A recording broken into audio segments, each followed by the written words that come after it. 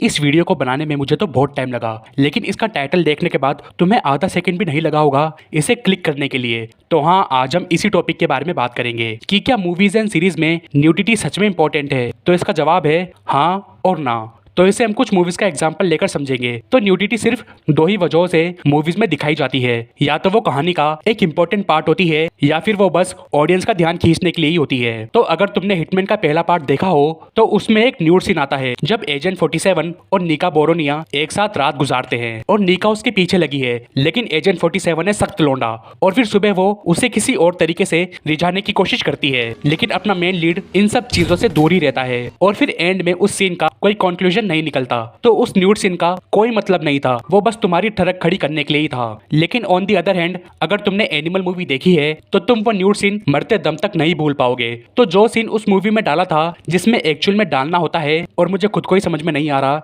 कि मैंने इस वीडियो में क्या ही डाल दिया। तो जब रणविजय और जोया का न्यूड सीन आता है तो वो कहानी के लिए बहुत जरूरी था, क्योंकि उसी के बाद जोया को लगता है कि रणविजय मुझे चाहता है और रणविजय भी उसे यही फील कराना चाहता था, और प्यार में अंधी जोया रणविजय के सामने सब कुछ उगल देती है। लेकिन सिर्फ इतना ही नहीं, न्यूडिटी और भी कुछ वजहों से मूवीज एंड सीरीज में दिखाई जाती है। कभी ये अपना सामने वाले के लिए प्यार दिखाने का तरीका होता है और कभी कभी ये अपना डोमिनेंस दिखाने का तरीका भी होता है। और न्यूड सीन्स को भी मूवीज में बहुत सारे तरीकों से दिखाया जाता है, जैसे कि कुछ सीन्स 300 की तरह एक लिमिट में रहते हैं, लेकिन कुछ सीन्स जीओटी की तरह पूरी तरह से वाइल्ड भी चले जाते हैं।